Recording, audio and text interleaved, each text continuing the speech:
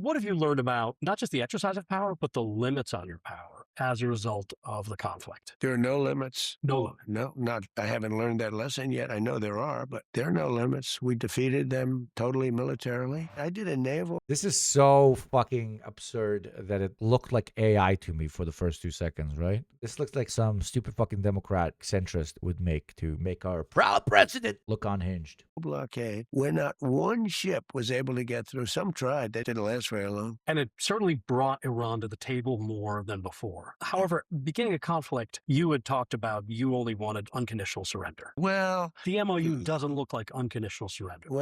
it really probably is unconditional surrender. It is? I think so. You heard the incredulity in Mark's voice. We've got much more of this. I mean, Mark went on to question the president about his claims that there's been regime change in Iran. And Trump responded to him in that case. He said, I actually think it's regime change, if you want to know the truth. Now, Caputo responds to Trump, how is it regime change if you had, and then Trump jumps in on him and says, because they're different people. Caputo responds, but you have Khamenei Jr. You still have a lot of IRGC officials there. To which Trump responds, well, they're different people. All right. Khamenei Jr. is different from the father. It's almost like that's a late night skit. Okay. There's a lot more news from this headline making interview. And we're going to be talking to Mark Caputo.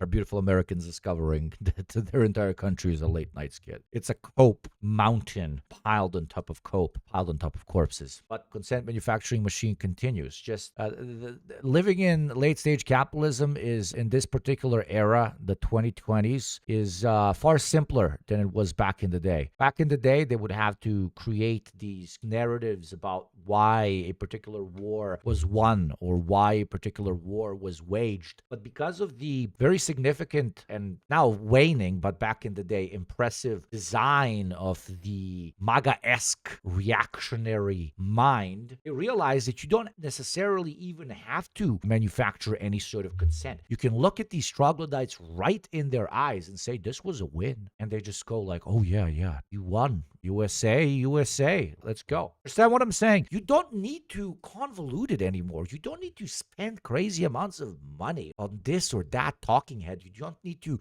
consult with some fucking political consultancy agency from Tel Aviv. You can just go on primetime television and just fucking lie. That's the brilliance. I'm not saying politicians before Trump didn't lie. I'm saying that Trump realized that he can utilize the particular liberal division that America has found itself in to simply say our side is right because I said so and because we're not them. And it worked. In just a moment, we've got more for you. But you've heard the president make a number of claims in the interview. For example, this whole issue of regime change. Well, look, when he said they're different people, yeah, one was the father, now it's the son. Mokhtar Khamenei is a different person than his father, who was killed in the U.S. airstrike, which began the war. That may be about where the differences end. Just listen to what Kareem Sadjapur, our global affairs analyst, told me. So, Kareem, is this a new regime? Listen, honestly, chat, for the next 2 weeks, let's be like MAGA communists, I guess. I don't even know what that sentence means. But the next 2 weeks, I think it's unironically praxis, might unironically be praxis for all of us to be like, congratulations, President Trump. You've won that war. You absolutely kicked their ass. Thank you for everything you've done. Now let's please stop it. Sign all those deals, sir. Thank you for your service, sir. You're the best, sir. The regime, yes, absolutely, sir. The regime has been changed, sir. No nuclear missiles, sir. Bravo. We are so great. We feel so safe, sir. Thank you, Mr. President. Let's do the opposite of what CNN is doing. Be like, haha, you didn't actually win. No, you won. What do you mean you didn't win? Is the Ayatollah the same guy? No, it's not. Did you open up the Strait of Hormuz? Of course you did. Did you dominate them by closing the closed Strait of Hormuz? You absolutely did. Are they now building ballistic missiles that you allow them to? Yes, they are, but now you allow them to. Before they built it, because they wanted to. Now they're building it because you allow them to, of course. Great victory,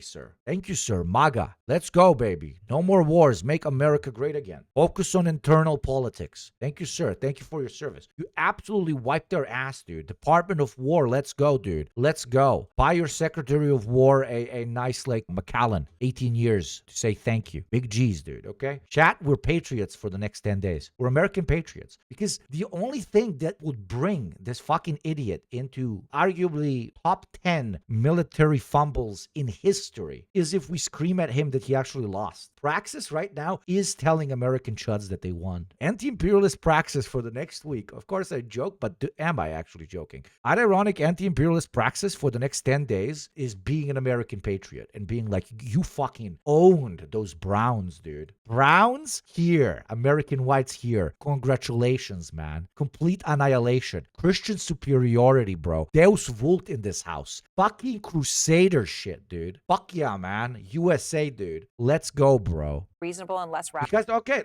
let's be utilitarian about this. What will the rhetoric about them having lost, which I am participating in as a massive hypocrite, going to contribute to? It's only going to contribute to increasing the chances of our boy going back in. So we support you, President Trump. We are not the soy left. We're the patriotic left. And we salute our president when he absolutely annihilates their opponent and then leaves on time without siphoning off more American tax money with stupid forever wars. You are an efficient warlord, sir. Thank you for your service, sir. Now please just leave. My groceries cost $100 per tomato. radicalized than the two prior regimes over the past 4 weeks. That's false, Aaron. It's the same regime. It's new personnel. It's the same ideology. The problem is the only people Trump watches are crying all the time about how unfair this is to Israel, which is another incredible opportunity. Are you fucking kidding me? Redirect the anger about the loss of this war over to Israel. Yes, very proudly. Fester division amongst the Chuds and Israel. Fester it, fester it, fester it. Those among the Chuds that say that this war was unnecessary and that Israel exclusively brought them into it are not correct. America knows exactly what it's doing. But if supporting that type of consent manufacturing will lead to less support of Israel, then double down on it. Yes, when talking to your Chud friend, why the fuck not? Say, you see what Israel is doing? You see how they are pushing us into these conflicts that we don't need? We should cut our ties with them, okay? Don't support any candidate that wants to serve the interests of Israel. Again, pure utilitarian politics maxing. Anything that can get any sort of division between true progressives, true socialists, communists, but also Chuds with Israel during this era of active genocide is good. It's called manipulating the opponent. It's called propaganda, blyat. It's a 56-year-old Ayatollah Khamenei instead of an 86-year-old Ayatollah Khamenei, and their fundamental worldview hasn't shifted one iota. So I don't think there's any indication that it's a new group of men with a different ideology. That sort of just makes the whole point. And as for Trump's Liars. No, it's completely different. It's completely different. This guy's younger. He says 6'7", and he loves miniskirts. U.S. totally defeated Iran militarily. He has Let's go, said let's this, go, let's frankly, go. many times, even during the war itself. But as we have said, when you look at the facts, the reality is that that is not true. Iran's nuclear material, of course, is still there. And we know from Seth Jones and the Center for Strategic and International Studies that Iran still has about 70% of its pre-war missile stockpile and 70% of its launchers. Out front now, Mark Caputo, the White House reporter for Axios, who sat down exclusively with President Trump and shared that clip. I mean, Mark, it's really an extraordinary conversation that you just had. I just want to emphasize this is the first time Trump has spoken since signing the agreement with Iran, right? The memorandum of understanding. He certainly comes off as defiant and defensive in the conversation with you. He's proud. He thinks the deal, or he's projecting that the deal that he has agreed to or the memo that he signed is great because of the stock market and oil prices. That's what he's really fixated on. So let me play again a little bit more here of where you were pressing him, Mark, on the agreement with Iran that he just signed. You had talked about you only wanted unconditional surrender. And Well, the MOU doesn't look like unconditional surrender. well, it really probably is unconditional surrender. It is? I think so. It's the it is, which is the incredulity in your voice, Mark. I mean, you know, we just a moment ago laid out the fact that saying that they have no military is just not true.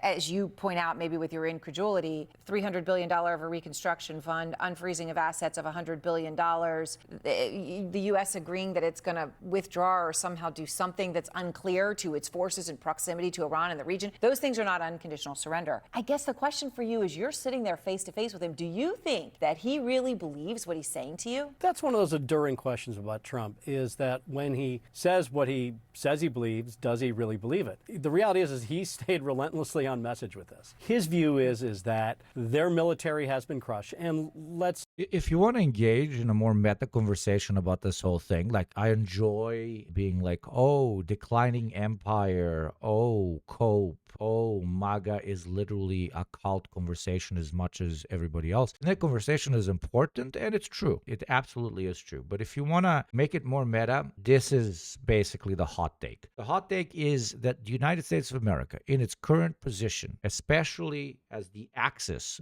to the People's Republic of China, and to a smaller extent, different other BRICS countries, can no longer facilitate real economic growth through war. And yet, war is so deeply tied to its national project because it has established itself as a unipolar power by basically threatening and then afterwards fulfilling threats of violence upon countries that refuse to either back down or follow the line. What happens when there is no direct positive influence on either the American bourgeoisie or American society as a whole when they follow through on a threat and commit to a conflict, because they have already managed to put their tendrils in every corner of the world that is accessible to them and is not blocked off by competing powers. The only thing they can get is a ideological hooray if they would win. The only thing they can get is maintaining the current status quo and the current direction of decline. They cannot stop the decline because they are not finding any of the core contradictions which are causing it, which is unironically put as simply as possible. When you're a pirate your whole life and eventually there's no more pirating to be done because you've stolen everybody from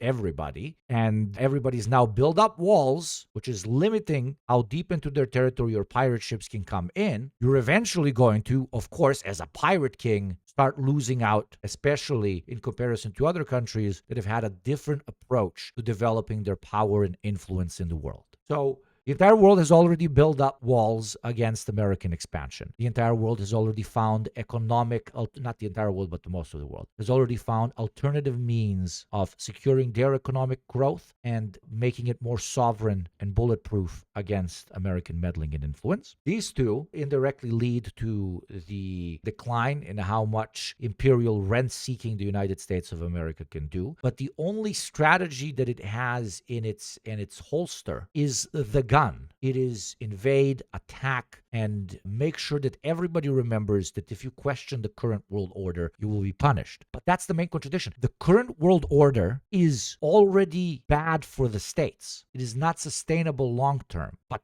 in their perspective, not having even this, whatever's left now, empire in decline, would be empire in collapse. So every new incursion is a desperate move to protect the current rate of decline. There is no hope, at least with a capitalist, imperialist America, of that decline stopping or even going towards a positive trajectory. Again, inside of the confines of American imperialist capitalism. Therefore, and sorry for the rant, but I'm trying to give you a more meta, more like true, like in this case, very Leninist perspective on this. The true meta here is that all wars that the United States wages from now on, and that has waged for a bit now, are only going to be victories on paper. It is impossible for you to achieve a Pyrrhic victory that your population feels, and even that your bourgeoisie that has internationalized itself quite a lot feels, when the biggest win you can grasp from the clutches of war is that things are going to continue declining, but not as fast as they would otherwise. There is a difficult scenario around which to rally the troops and to inspire a golden age, because you cannot promise a golden age. No, you can promise. You cannot deliver a golden age. The only thing you can hope to deliver is a delay of the Dark Ages. And that's why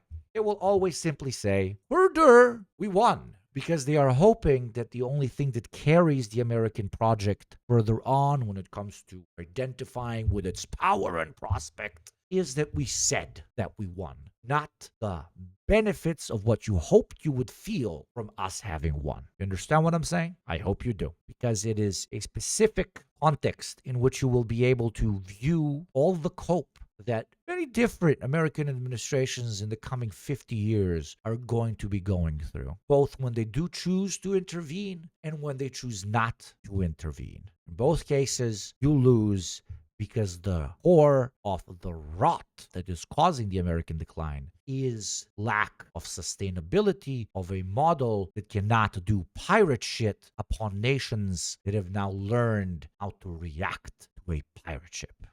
Give him that.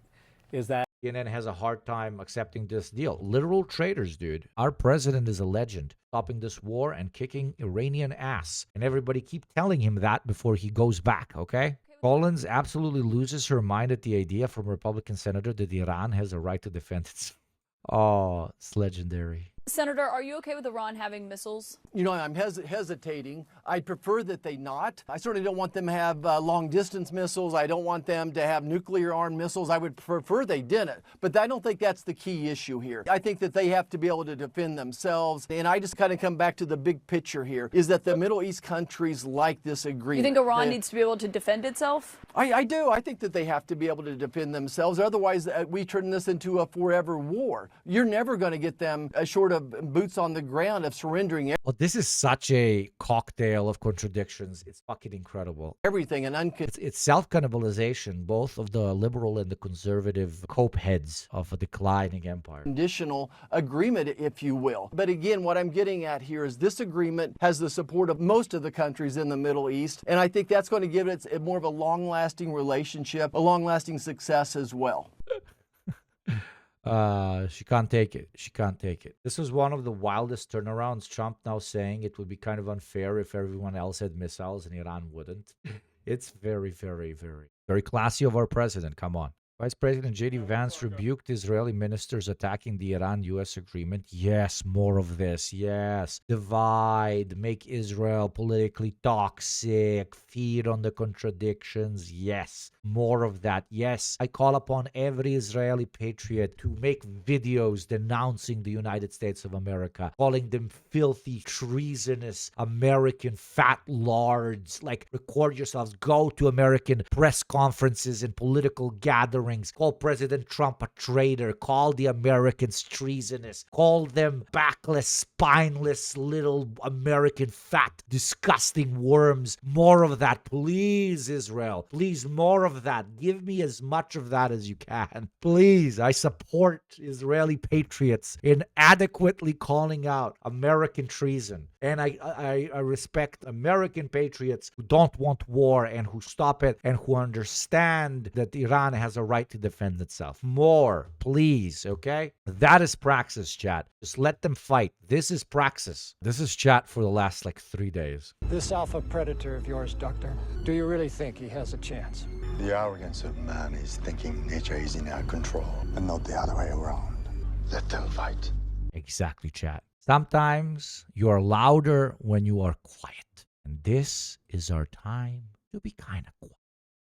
Or just make sure the particular rhetoric we're trying to use to facilitate class consciousness and anti-imperialist thought is only whispered in rooms where you know fellow comrades, brothers and sisters in arms are listening. But to the rest, I want you to get your nicest, thickest American trucker hat.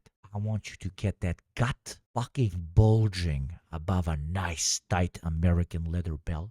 And I want you to enter conversations with your chud friends where they say shit like, man, this war was an embarrassment, and just hit them with absolutely, and we did it for Israel, brother. We gotta decouple from them goddamn Tel Avivians, brother. Those goddamn Tel Avivians put us in war after war, brother. You know how much money we given the Tel Avivians? And yet we ain't got money to buy new tires for a pickup truck, brother. Okay, that is the rhetoric. I want us sowing division amongst the chuds. I want every hot take to be hit with a further division hot take. I want civil war upon civil war amongst the Zionist MAGA heads, the pro-war MAGA heads, the pro-peace MAGA heads, the America has to remain number one and win every war MAGA head, depending on what chud you're interacting with. Feed them the shit that the other chuds are saying. I want Caesar-style back-shanking in alleys happening 24-7, okay? Let them gorge themselves on each other's lard bodies. Please, brothers, sisters, and NBs, this is not a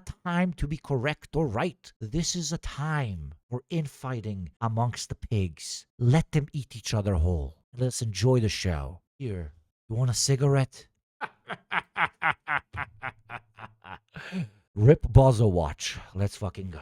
That by and large it's true. I mean, the Navy has been seriously damaged, their missile capacity and the like. Yes, there are some reports indicating it's not as destroyed as Trump says it is, but Iran really took a whipping from the United States. However, the reality is, as a lot of experts predicted at the time, the Iranians are tough and they're resilient, and they had war games for this, and they were able to take the whipping and still survive, and were in no mood and were unlikely to unconditionally surrender. And those folks were right. The Iranians have not surrendered unconditionally. And what about the whole thing on regime change when he was looking you straight in the face and saying it's regime change because it's a different person? Yeah, that's why I said, well, are you sure about that?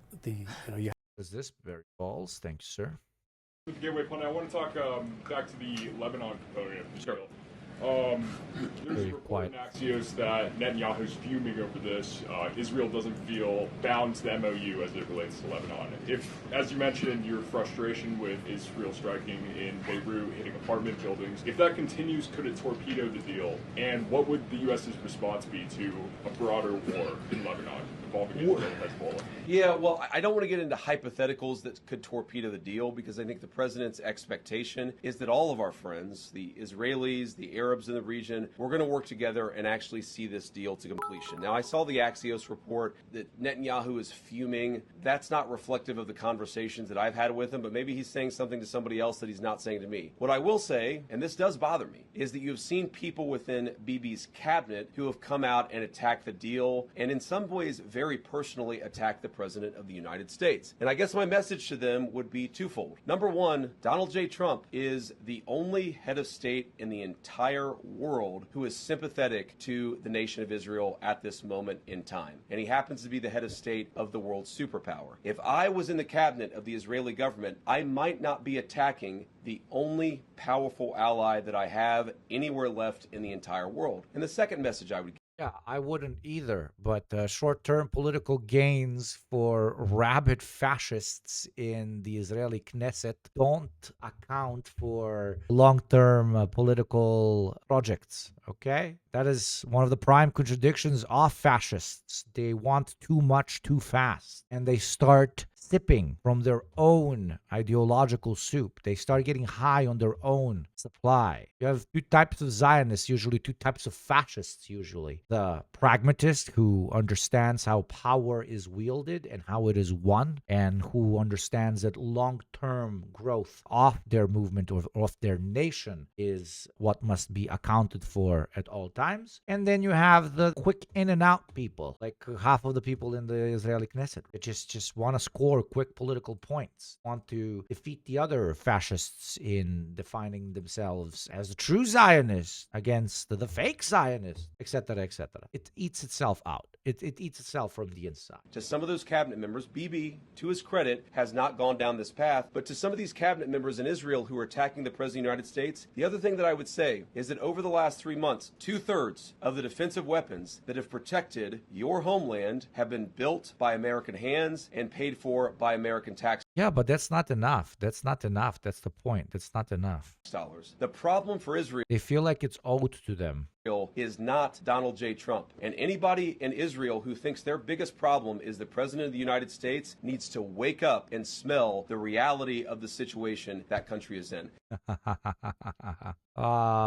Just let them fight. You have Khamenei Jr., you have IRGC officials. You say, well, they're different people. Like, well, okay. But the reality is the Iranian The best thing that could happen right now, unless it's a psyop, that would be a crazy psyop. That would be a complex psyop. No, it can't be a psyop. The best thing that could happen right now when it comes to decoupling America from Israel is Israel unironically doing something in the next 72 hours. Israel hitting something in the Strait of Hormuz, Israel hitting Tehran, or even Hezbollah. Okay? The reason I would not think that would be a psyop, by psyop I mean like, oh, now the Americans have an excuse to continue the war. They will just always point at the Israelis as having caused it the way they've done for a very, very long time, is because Trump and the whole American administration has right now put like all of their fucking eggs in one basket. They've said this shit's done. And they've said it so harshly that they're even criticizing the Israeli administration. That's why if Israel hits now, I don't think it's something that's communicated with the Yanks. I don't think it's something that's communicated with the Yanks, and I don't think Israel would do it. But hey, never underestimate the irrationality of a fascist, okay? That would be so bad, because at the end of the day, that would embarrass Trump. That would embarrass him so hard. That would show everybody that he does not have them on the leash, and that would increase the political power vacuum that is created, ravaging America since the genocide in Gaza, which is openly being critical about Israel and score you political points both on the left and on the right. But this whole soup of losing out on criticizing Israel politically and in the polls and so on, while also being embarrassed by them as you're trying to stop an incredibly embarrassing war in the first place, would create such a gap between the two that it would be not world-shattering for Israel, but it would be very difficult to get back from. So indirectly, Israel, bro, come on, show your patriotism. Military and the IRGC structure, the government structure, had anticipated one day the United States and Israel or its enemies would launch a decapitation strike. J.D. Vance's message to Israel: you're a country of 9 million people. You cannot just kill your way out of solving every single national security problem that you have. There you go. That is political conditions rendering Israeli critical commentary a very valid choice for politicians to pursue. I'm overcomplicating it. With Israel, you always balance between how good is it for the United States of America to have an unsinkable fascist air carrier in the Middle East versus how many short-term political goals I can win as a political figure or as a party while criticizing them because everybody fucking hates them. This constant balancing act, we as anti-imperialists want to shift like this, okay? We want to create an incredibly safe environment for even the chuds to actively facilitate, not anti-Semitic, of course, but anti-Israel, or